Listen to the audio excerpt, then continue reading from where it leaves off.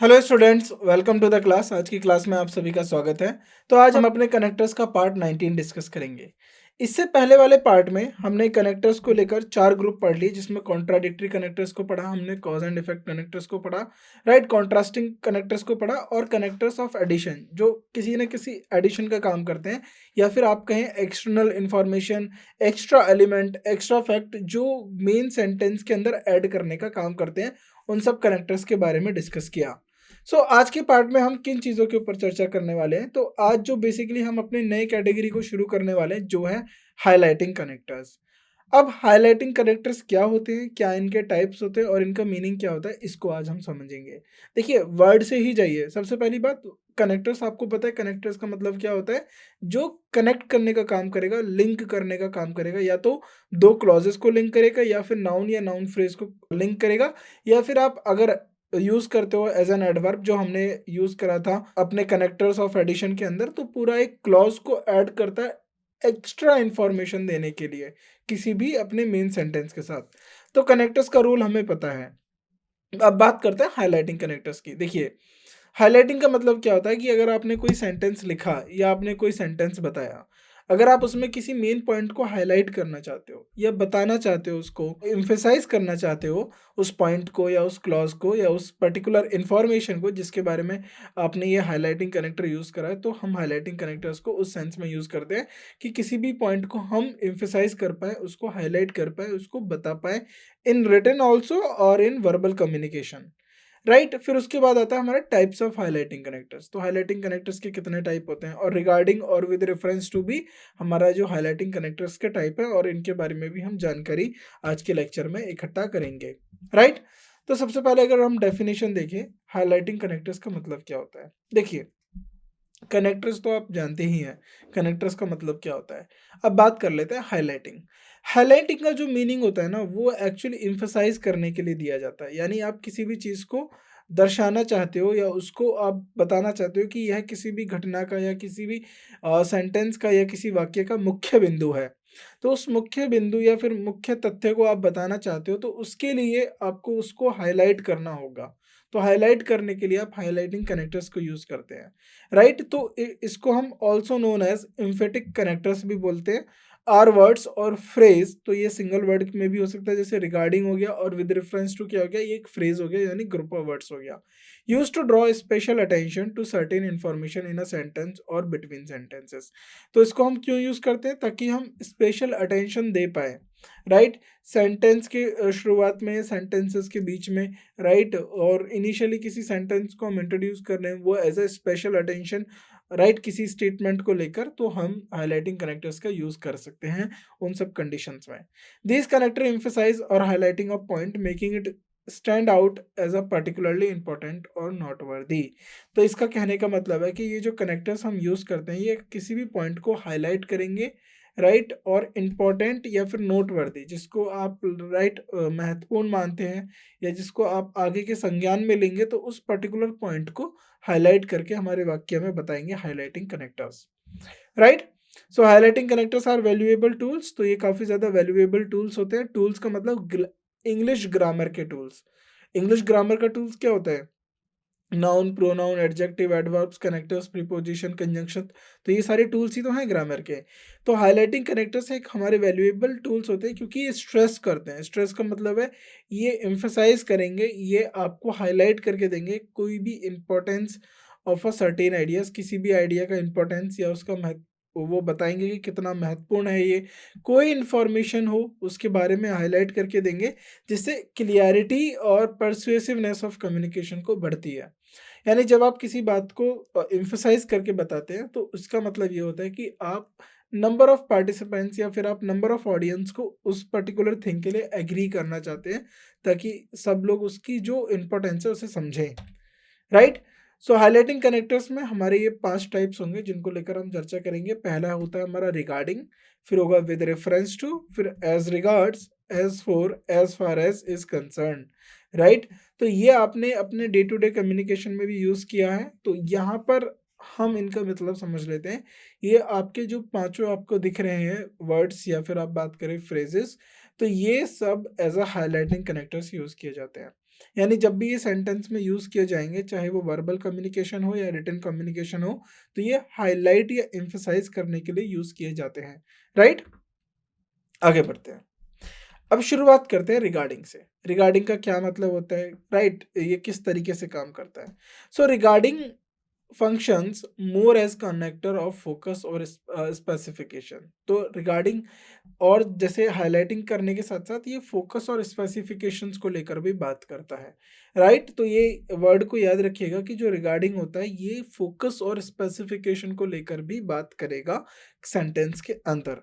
It is use to direct attention to specific subject और topic being is discussed. यानी किसी भी topic को लेकर या किसी भी सब्जेक्ट को लेकर अगर आपको डायरेक्ट अटेंशन देनी है, तो आप किससे यूज कर सकते हो, रिगार्डिंग को यूज कर सकते हो। It is also use to introduce और शिफ्ट फोकस। तो अब यहाँ इस वर्ड को ध्यान से देखिएगा, ये और किस लिए यूज किया जाता है, इंट्रोड्यूस करने के लिए या फिर शिफ्ट फोकस या फिर ध्यान को दूसरी तरफ करने के लिए। किसी पर्टिकुलर स्पेसिफिक सब्जेक्ट को आपको इंट्रोड्यूस करना है, राइट, उसको इंपॉर्टेंस के साथ बताना है, तो रिगार्डिंग यूज कर सकते हो। लेकिन आपको फोकस को शिफ्ट करना है ऑडियंस के या फिर जो रीडर्स हैं उनके फोकस को शिफ्ट करना है, तो आप रिगार्डिंग को भी यूज कर सकते हो। Or area within a conversation or text helping to maintain clarity or relevance in the discussion. तो होता क्या है इससे, कि जब भी कोई डिस्कशन होता है तो उसमें रेलेवेंस पॉइंट पे ज़्यादा ध्यान दिया जाता है और उससे क्लियरिटी आती है डिस्कशन को लेकर। राइट, अब यूजेस देखते हैं हमारे रिगार्डिंग के क्या होते हैं। इंट्रोड्यूसिंग और shift focus to a topic. या तो किसी टॉपिक को इंट्रोड्यूस करेगा या उस टॉपिक को लेकर अपना ध्यान जो है, फोकस को जो है केंद्रित करवाएगा, ध्यान को केंद्रित करवाएगा। Regarding is used to introduce or shift the focus to a specific subject or topic within a conversation or text। तो regarding को हम क्यों यूज करेंगे, किसी भी सब्जेक्ट को इंट्रोड्यूस करना चाहते हो, सब्जेक्ट का मतलब है टॉपिक हो गया, या किसी टॉपिक को इंट्रोड्यूस करना चाहते हो या फिर उसकी तरफ अपना जो फोकस है उसे लाना चाहते हो, तो आप किसी भी कन्वर्जेशन और टेक्स्ट में रिगार्डिंग को यूज कर सकते हो। Regarding the upcoming conference, we need to finalize the list of speaker। तो अब ध्यान किस पे, देखिए यहाँ पर इंट्रोड्यूस क्या कर दिया इन्होंने कि अपकमिंग कॉन्फ्रेंस को ध्यान में रखते हुए हमें क्या करना है, जो इस लिस्ट ऑफ स्पीकर्स हैं उनको फाइनलाइज करना है, जो वक्ता रहेंगे कॉन्फ्रेंस के उनको हमें फाइनलाइज करना है कि कौन कौन पार्टिसिपेट करेगा, किस चीज़ को ध्यान में रखते हुए, कॉन्फ्रेंस को ध्यान में रखते हुए।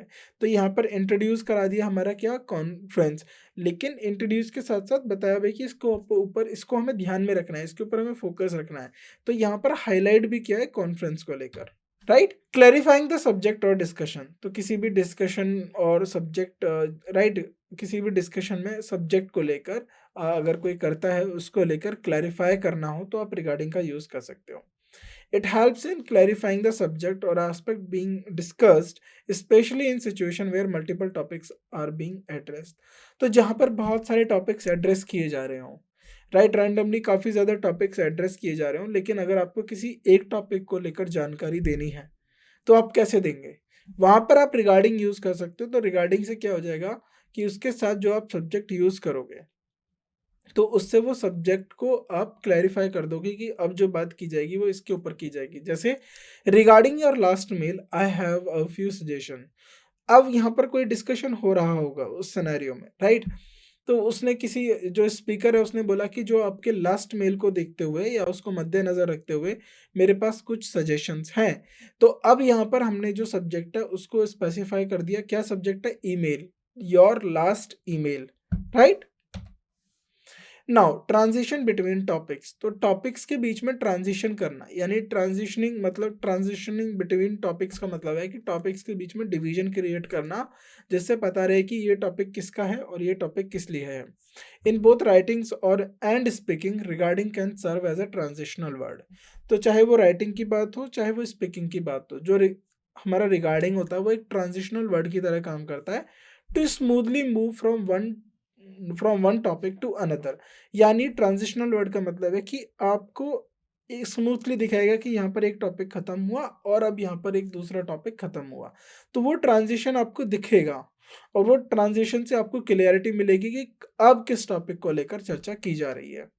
We have covered the budget details regarding the project deadlines we need to discuss further. Right. तो we have covered the budget details, तो हमने बजट जो डिटेल्स हैं उनको कवर किया। रिगार्डिंग द प्रोजेक्ट डेडलाइंस, और प्रोजेक्ट डेडलाइंस को लेकर भी we need to discuss further.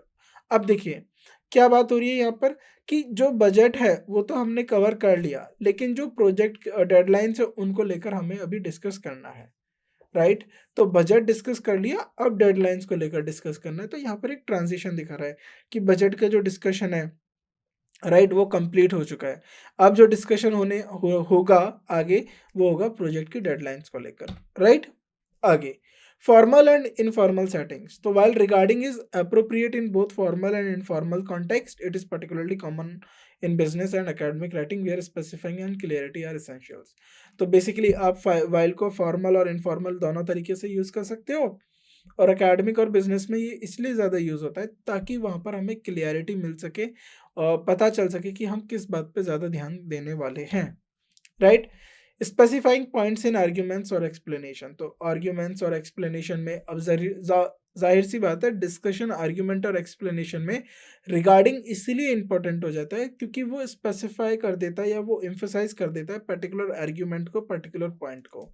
In argumentative or explanatory text regarding is used to specify the point or argument being addressed at that moment. Now prefacing a response or comment, तो किसी comment और response को preface करना हो तो हम regarding को use करेंगे। Regarding is often use to preface a response or comment on a particular issue or a question raised in a discussion, right. तो किसी भी डिस्कशन के अंदर किसी भी राइट इशू के ऊपर कोई क्वेश्चन रेज्ड होता है तो उसके रिस्पॉन्स या उसको कमेंट करने के लिए हम रिगार्डिंग को यूज कर लेते हैं, राइट। स्ट्रक्चर देखते हैं रिगार्डिंग का कैसे हम यूज करेंगे। सबसे पहले आता है सेंटेंस के अंदर किस तरीके से प्लेसमेंट की जाएगी रिगार्डिंग की, राइट। एट द बिगिनिंग, तो जब भी आप रिगार्डिंग को बिगिनिंग ऑफ द सेंटेंस या बिगिनिंग ऑफ अ सेंटेंस या किसी क्लॉज के शुरुआत में लिखोगे तो इससे होता क्या है। सो ये क्या करेगा, ये इंट्रोड्यूस करेगा, इंट्रोड्यूस द स्पेसिफिक टॉपिक और subject that will be addressed. तो यानी ये उस टॉपिक या उस सब्जेक्ट को इंट्रोड्यूस करेगा जो आगे चलकर जिसके ऊपर एड्रेस्ड किया जाएगा। जैसे रिगार्डिंग योर रिक्वेस्ट, अब यहाँ पर क्या इंट्रोड्यूस कर दिया, रिक्वेस्ट, योर रिक्वेस्ट। तो उस रिक्वेस्ट को इंट्रोड्यूस कर दिया, तो अब आने वाली जो बात होगी वो इसी रिक्वेस्ट को लेकर होगी या इसी रिक्वेस्ट के बारे में कोई ना कोई जानकारी दे रही होगी।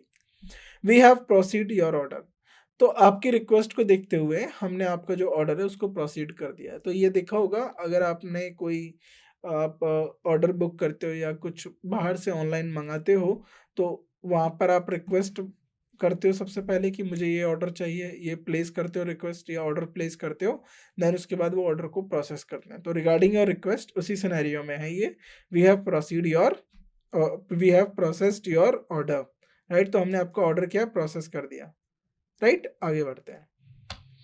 Now with in the same sentence, अगर आपको सेम सेंटेंस में यूज करना हो, with in the same sentence it can also be incorporated with in a sentence.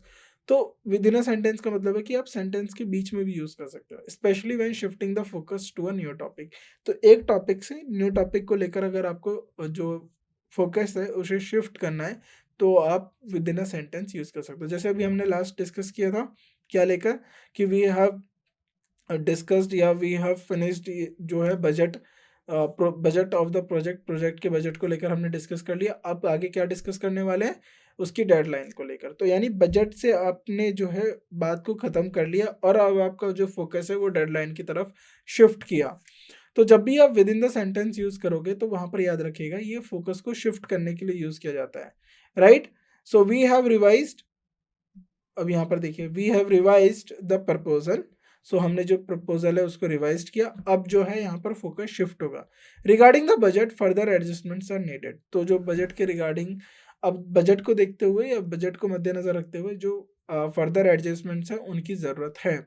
तो यानी प्रपोजल को तो रिवाइज कर लिया, अब जो बजट को उस प्रपोजल में जो बजट को लेकर बात होगी अब फोकस वहाँ पर शिफ्ट कर दिया कि बजट को लेकर हमें थोड़े एडजस्टमेंट करने की ज़रूरत है, right. Followed by noun or noun phrase, तो नाउन या नाउन फ्रेज के बाद भी रिगार्डिंग का यूज किया जाता है। अगर रिगार्डिंग नाउन या नाउन फ्रेज के से पहले यूज किया जा रहा है, देखिए रिगार्डिंग क्या है, एक प्रीपोजिशन की तरह यूज हो रहा है। तो प्रीपोजिशन के बाद आपको नाउन या नाउन फ्रेज देखने को मिलेगा, right. Regarding is typically followed by a noun or noun phrase that specify the topic is being discussed.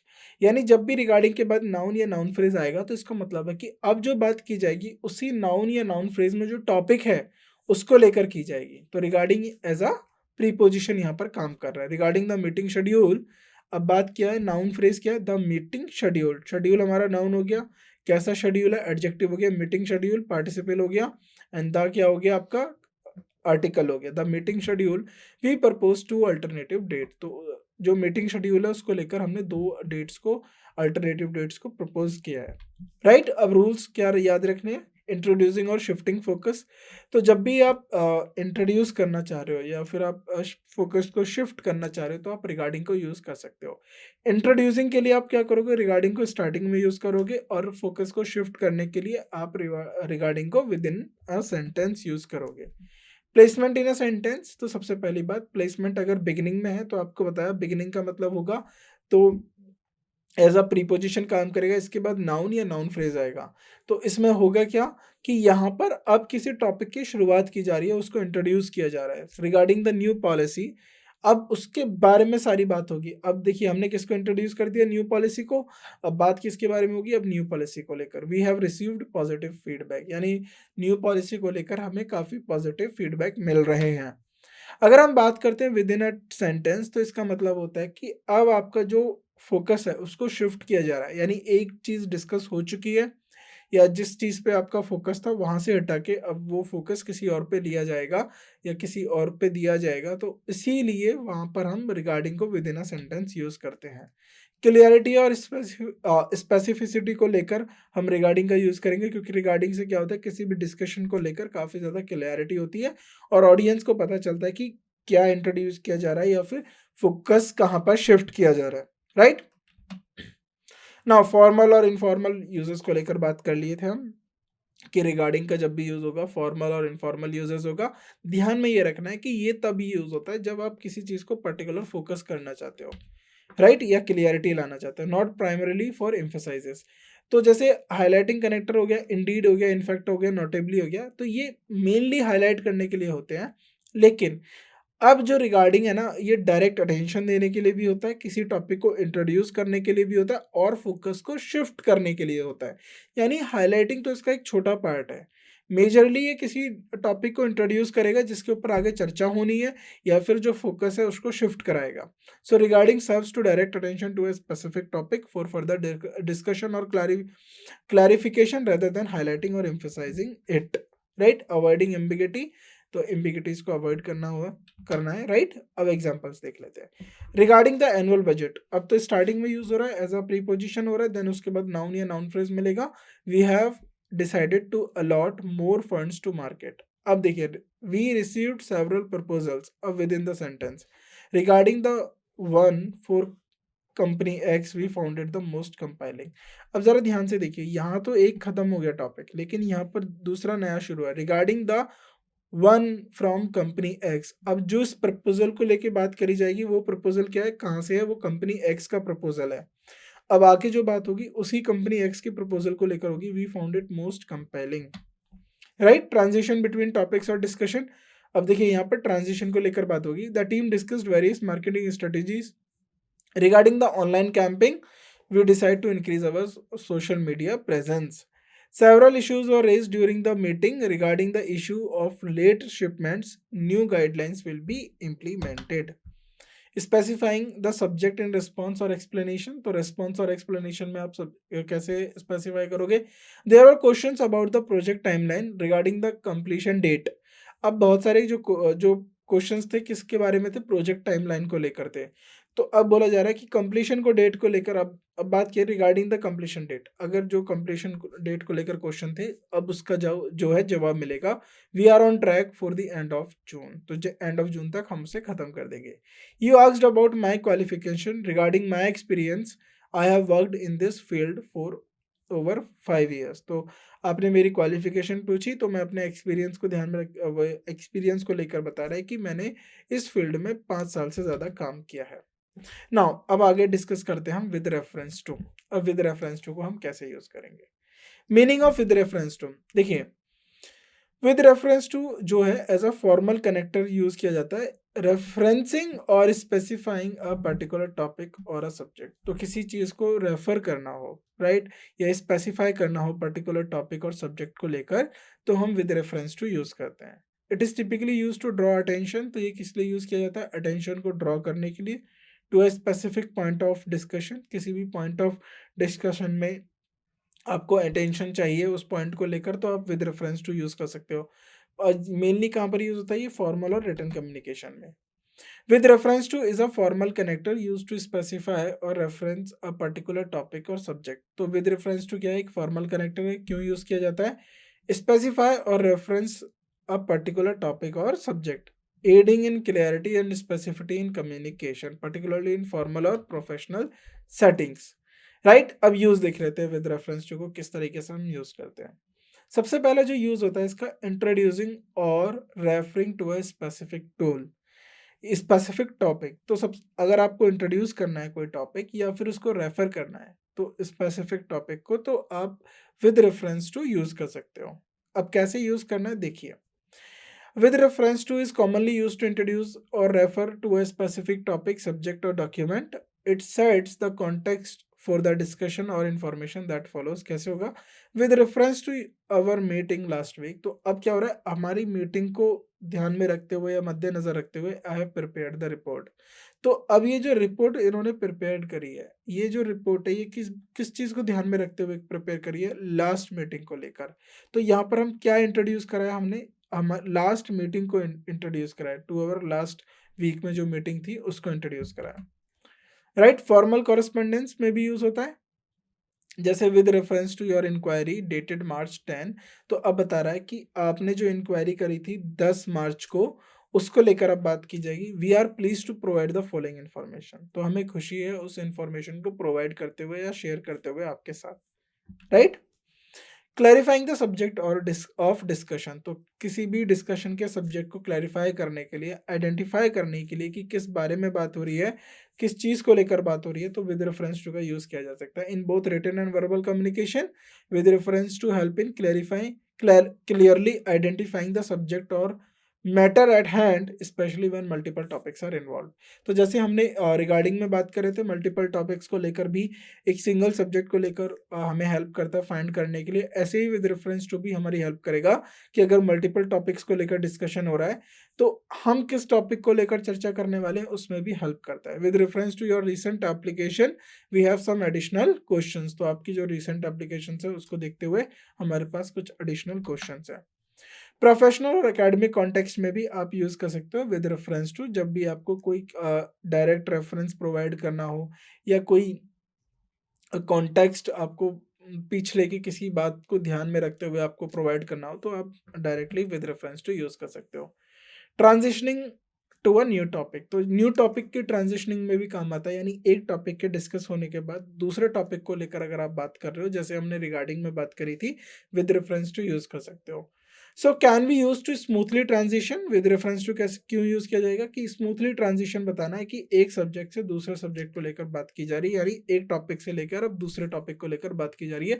जो बात कर रहे थे हम फोकस शिफ्ट को लेकर, वही काम यहाँ हो रहा है। We have discuss the budget, हमने बजट एलोकेशन को लेकर डिस्कस कर लिया। अब आगे किसको लेकर बात की जाएगी, with reference to the project timeline. तो प्रोजेक्ट टाइमलाइन को देखते हुए देयर आर सम अपडेट्स, तो प्रोजेक्ट टाइमलाइन को लेकर कुछ और अपडेट्स हैं, राइट। अब आपको स्ट्रक्चर देखना है विद रेफरेंस टू का कैसा होगा, प्लेसमेंट इन अ सेंटेंस, तो सेंटेंस में कैसे प्लेस करेंगे। तो टिपिकली या मेनली ये शुरुआत में यूज किया जाता है, तो शुरुआत में यूज करने का मतलब होता है ये इंट्रोड्यूस करेगा किसी स्पेसिफिक टॉपिक को या सब्जेक्ट को जो आगे चल के डिस्कस होना है। एग्जाम्पल के तौर पे with reference to your recent email, अब बात क्या हो रही है, अब क्या इन्होंने इंट्रोड्यूस कर दिया, रिसेंट ईमेल को इंट्रोड्यूस कर दिया। We have update our records, तो with reference to your recent emails we have update our records, right, followed by a specific reference, तो किसी specific reference के बाद भी जो है यूज किया जाएगा। जैसे अब followed by मतलब क्या है कि with reference to जब आप यूज कर रहे हो तो ये एज अ प्रीपोजिशन यूज कर रहे हो, क्योंकि इसके बाद आपको नाउन या नाउन फ्रेज देखने के लिए मिलेगा दैट स्पेसिफाई द टॉपिक। वही जो नाउन और नाउन फ्रेज है वो किसी टॉपिक के बारे में होगा, कि जैसे कि कोई डॉक्यूमेंट भी हो सकता है, कोई प्रीवियस डिस्कशन भी हो सकता है या कोई स्पेसिफिक इशू भी हो सकता है।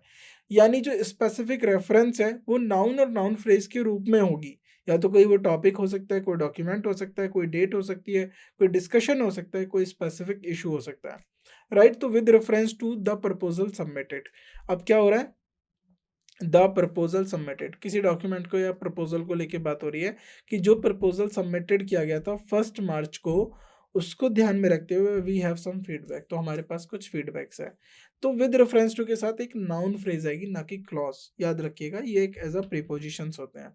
Setting the context for discussion, तो डिस्कशन करने के लिए कॉन्टेक्स्ट को भी ये क्या करता है, सेट करता है, यानी मेकिंग क्लियर, कैसे, कि ये बताएगा कि किस टॉपिक को लेकर चर्चा की जाएगी। Making clear what particular aspect और सब्जेक्ट इज बीइंग एड्रेस्ड, यानी किस टॉपिक को लेकर, किस सब्जेक्ट को लेकर आगे चर्चा की जाएगी, उसको लेकर ये क्लियरिटी भी देता है, राइट।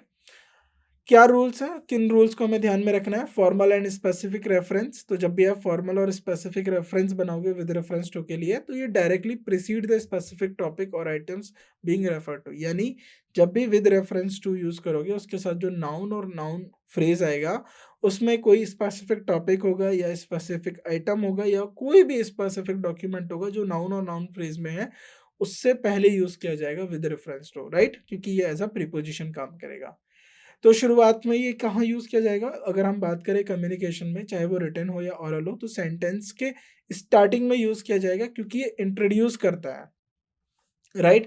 किसके ऊपर आगे चल के चर्चा होनी है उसको लेकर इंट्रोड्यूस करेगा, चाहे वो कोई लेटर हो, ईमेल हो, डॉक्यूमेंट हो, कोई क्वेश्चन हो, कोई इंक्वायरी हो, कैसी भी फॉर्म में हो, वो होगा नाउन या नाउन फ्रेज में। जैसे with reference to your inquiry dated April 12, जो आपकी इंक्वायरी थी कब की गई थी, dated April 12, we are please to inform you, right, followed by noun or noun phrase. तो ये याद रखना है, विद रेफरेंस टू के बाद नाउन या नाउन फ्रेज आएगा, क्योंकि ये एज अ प्रीपोजिशन होता है। यही जो नाउन और नाउन फ्रेज होता है, इसी में आपके टॉपिक, सब्जेक्ट, जो भी आपकी इंफॉर्मेशन जिसको लेकर आप चर्चा करना चाहते हो, वो इसी नाउन और नाउन फ्रेज में रहेगी, right. With reference to the recent changes in policy, तो बात अब यहाँ पर क्या हो गया, चेंजेस नाउन हो गया, रिसेंट एडजेक्टिव हो गया, दा क्या हो गया, आपका आर्टिकल हो गया, in policy again in preposition, policy noun हो गया।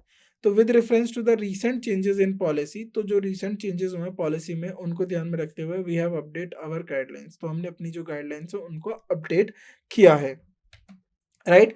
With formal and professional tone के साथ भी आप जब भी यूज करोगे, किसी टॉपिक को इंट्रोड्यूस कर रहे हो या बताना चाहते हो कि आगे चलकर इसके ऊपर बात होगी, तो विद रेफरेंस टू को यूज कर सकते हो। क्लियरिटी एंड प्रिसीजन के लिए हमने देख ही लिया है। तो अगेन बात कर लेते कि हाईलाइट से ज़्यादा ये क्या काम करेगा, कि ये जो काम करेगा, सर्व टू डायरेक्ट अटेंशन, ये डायरेक्ट अटेंशन देने का काम करेगा, जैसे हमने रिगार्डिंग की तरह काम किया है। हाईलाइट तो नो डाउट ये करते ही हैं, उसके साथ साथ ये डायरेक्ट अटेंशन प्रोवाइड करते हैं टॉपिक में या डिस्कशन में। अब कुछ इनके एग्जांपल्स को डिस्कस कर लिया जाए।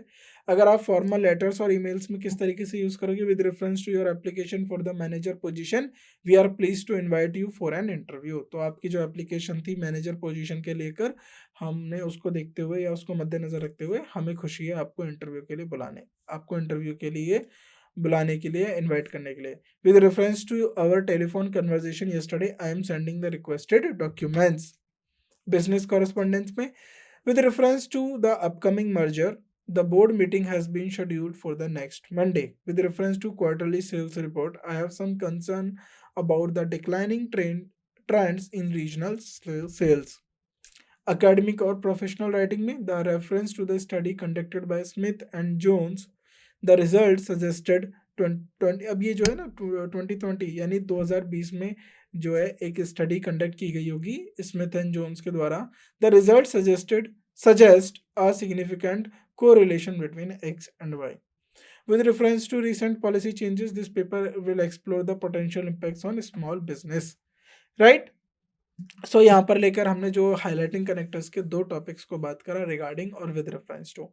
अब ये हाईलाइटिंग कनेक्टर्स के साथ साथ ये बेसिकली किसी चीज़ को डायरेक्ट रिलेट करने के लिए, उसके ऊपर डायरेक्ट फोकस को शिफ्ट करने के लिए या इंट्रोड्यूस करने के लिए कि आगे जो भी बात की जाएगी इस पर्टिकुलर पॉइंट पे की जाएगी, उसके लिए भी हम हेल्प लेते हैं रिगार्डिंग और विद रेफरेंस टू को।